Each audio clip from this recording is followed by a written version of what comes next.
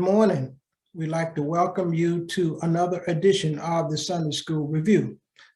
This week's Sunday School lesson is entitled Improbable Hope, and is taken from Genesis, the 21st chapter, verses 8 through 21. Now, in the 21st chapter of Genesis here, we see Isaac is born. So let's step back a minute here and talk about this. Now, the characters in this lesson is Abraham and his wife, Sarah,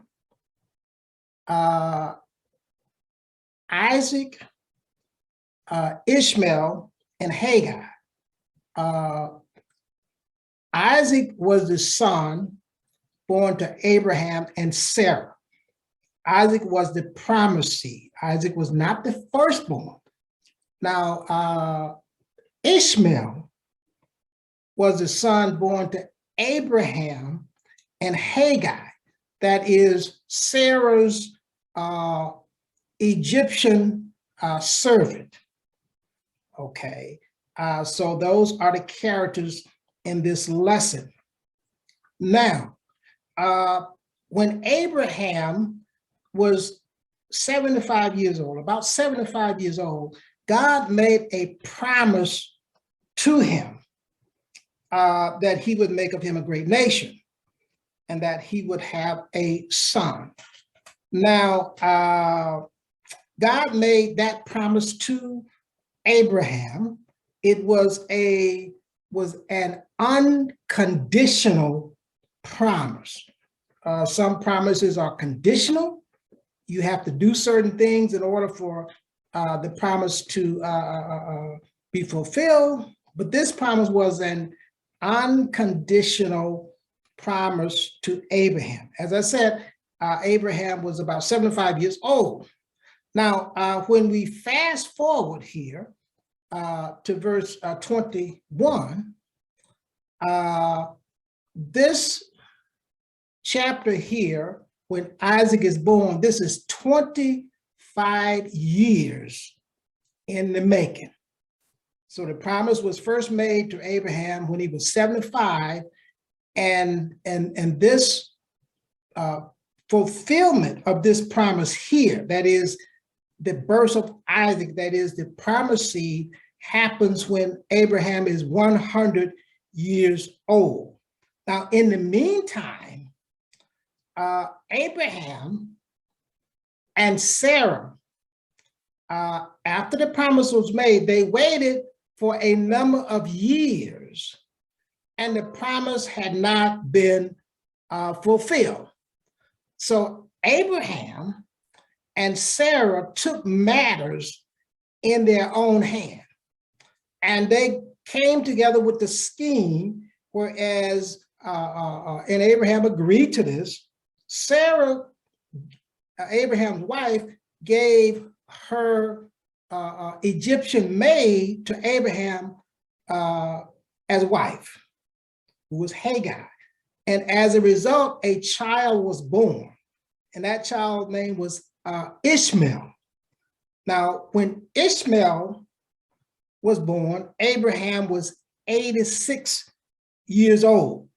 So the promise was made to him at 75, and Ishmael is born at when Abraham is 86, about 11 years later. So Abraham and Sarah got tired of waiting. They failed to wait on God. And a lot of things that happen in this lesson here, the problems, the chaos that happened was a result of decisions that was made outside of the will of God. And anytime you make decisions outside of the will of God, things are not going to go smoothly. And we're going to see in this lesson, things did not go smoothly. And that was because they did not wait on God or the promises of God. They took matters in their own hand. Now, we go back to chapter 21, where Isaac is born. Now, I said Abraham is now 100. And the lesson takes us to verse 8. It starts at verse 8. It says, and the child grew and was weaned, and Abraham made a great feast the same day.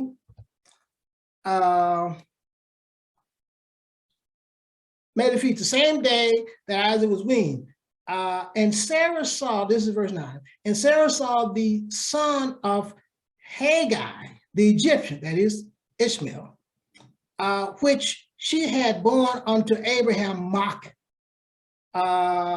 So as I said, this now, Ishmael was born when Isaac was 86. So Ishmael is about 14 years old, whereas Isaac is just born 8 days old. Okay, so Ishmael was mocking Isaac. And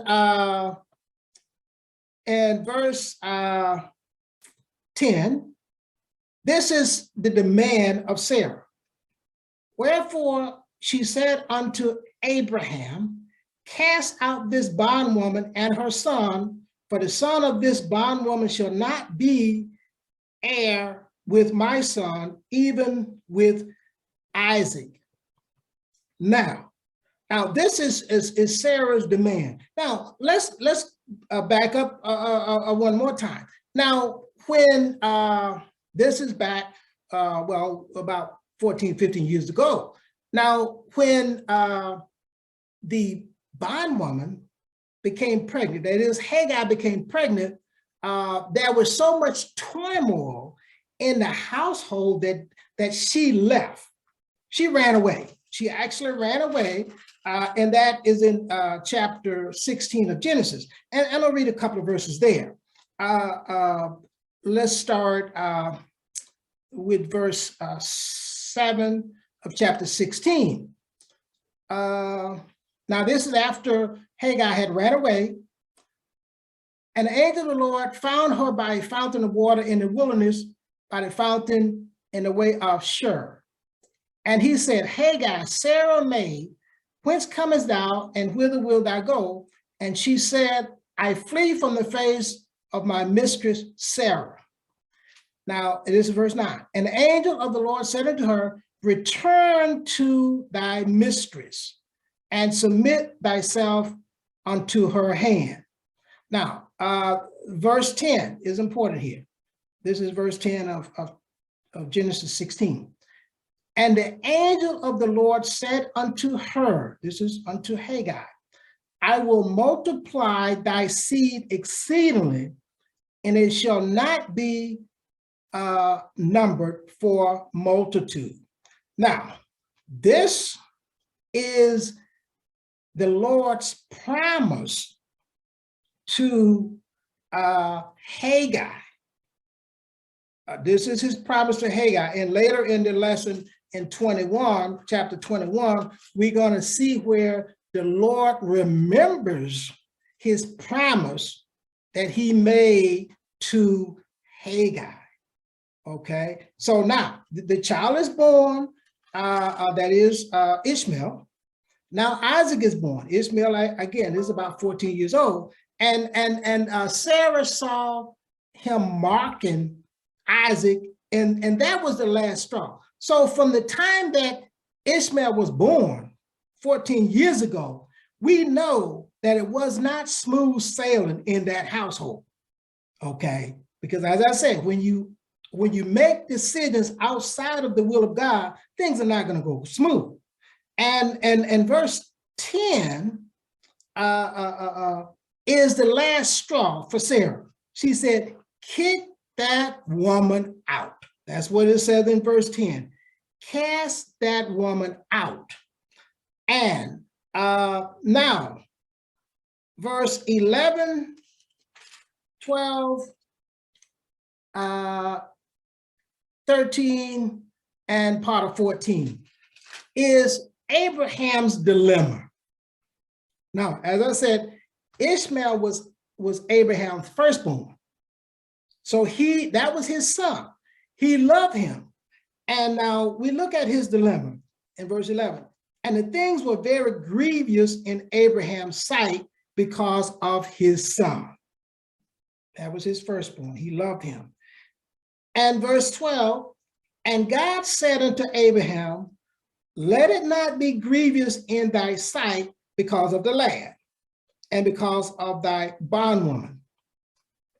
In all that Sarah said unto thee, hearken unto her voice, for Isaac shall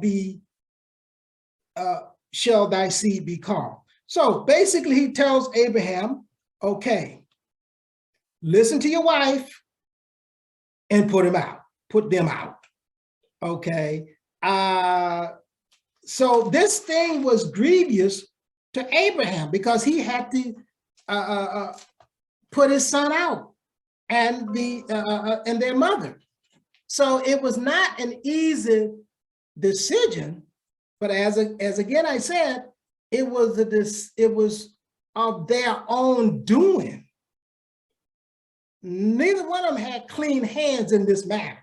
Okay. Now we go to verse 14. And this is Abraham's dilemma. And Abraham rose up early in the morning and took bread and a bottle of water and gave it unto Hagar, putting it on her shoulder and the child, and sent them away. And she departed and wandered in the wilderness of Beersheba. And let's go to 15. So basically, reluctantly, he put them out. But if we notice here, they did not leave empty-handed. Okay, but he did give them, provide some substance for them. But it was a tough decision. And verse 15 said, and the water was spent in a bowl, and she cast the child under one of the scrubs, and she went and sat down over against him a good way off, as it was a bow shot. And she said, let me not see the death of the child. And she sat over against him and lifted up her voice and wept. Now, if you think back, now, okay, I don't know if I read 13, but let me make sure I read 13, because that's important again. And also, this is 13, and also the son of thy bondwoman will I make a nation, because he is thy seed. This is very important. This is God's promise to Abraham. He said, also of thy son, of the bondwoman, will I make a nation, because he is thy seed. So the promise that God made to Abraham, that your seed will be blessed, was an unconditional promise. It wasn't that if you do X, Y, Z, Abraham, your seed will be blessed. No, your seed will be blessed. So the promise God made to Abraham was an unconditional promise. And God is going to keep his promises because he is God. It was not a conditional promise, it was an unconditional promise. So let's go back to verse 16 here. When Hagar is saying, I cannot stand to see the child die. No, the child is not going to die, because we read back in chapter 16, where the Lord made a promise to Hagar before Ishmael was born, that he would be great. Okay, the promise was made to Hagar. And here in chapter 21, verse 13, the promise is made to Abraham. And he also said of the son of the bondwoman, will I make a nation, because he is thy seed. So even though Hagar fears the child will die, the child will not die, because God made a promise to her and to Abraham that this child would be a nation. So no, the child is not going to die. But okay, so God remembers his promise, just like the promise he made to Abraham some 25 years ago as it relates to Isaac, the promised seed, it did happen. And as the promise that he made to Hagar before Ishmael was born, and now to Hagar when Ishmael is now 14 years old, no, the child is not going to die, okay? But let's go back to 16. And she said over against him and lifted up the voice and wept. And this is where now we go to verse 17.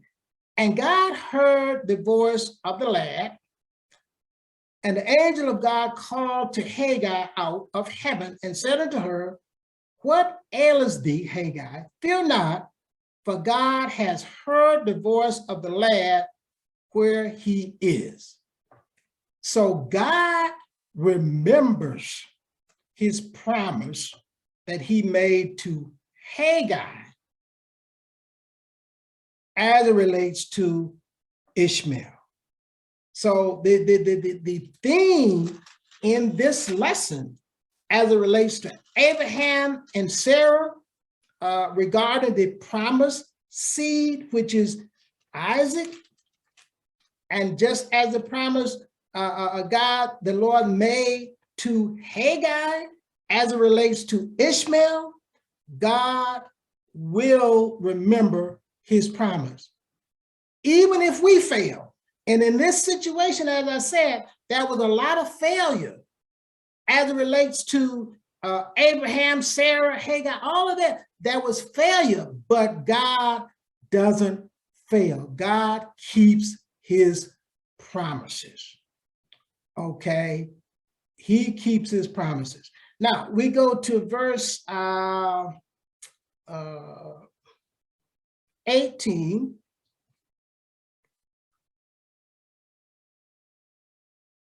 Says, yeah, we read 17. Let's go to 18.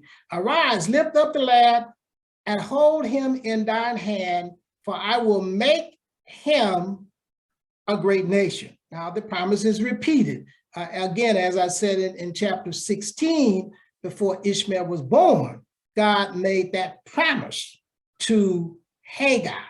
And here it is, the promise restated again in verse 18 of chapter 21. Arise, lift up the lad and hold him in thine hand, for I will make him a great nation. The same promise that he gave to Abraham back in verse 13 of this chapter, he's making that same promise again here to Hagar, that I will make him, of him, a great nation. And now, if we go to 19, we're at 18, let's go to 19. And God opened her eyes, and she saw a well of water, and she went and filled the bowl with water and gave the lad to drink. Now, once, go from 18 to 19, once Hagar obeyed, it says 19 says, and God opened her eyes.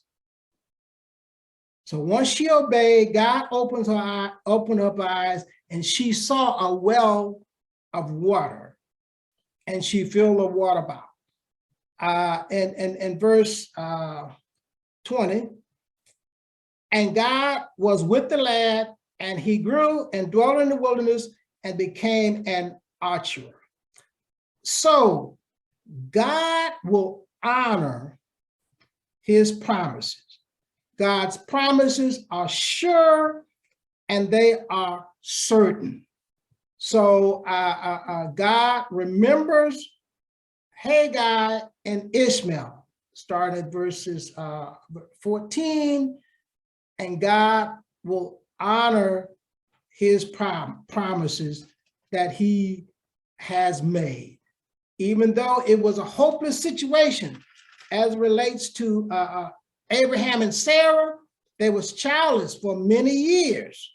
After the promise was made, about 10 years, actually 25, because before the promised seed was born, before the child was born to Abraham and Sarah.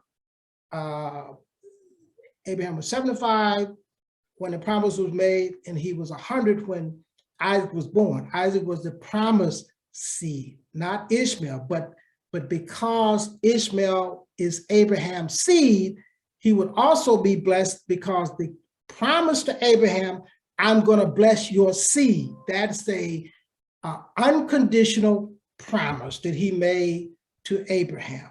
And God will always remember and keep his promises. We'd like to thank you for watching today. We ask you to join us next week for another edition of the Sunday School Review. Thank you.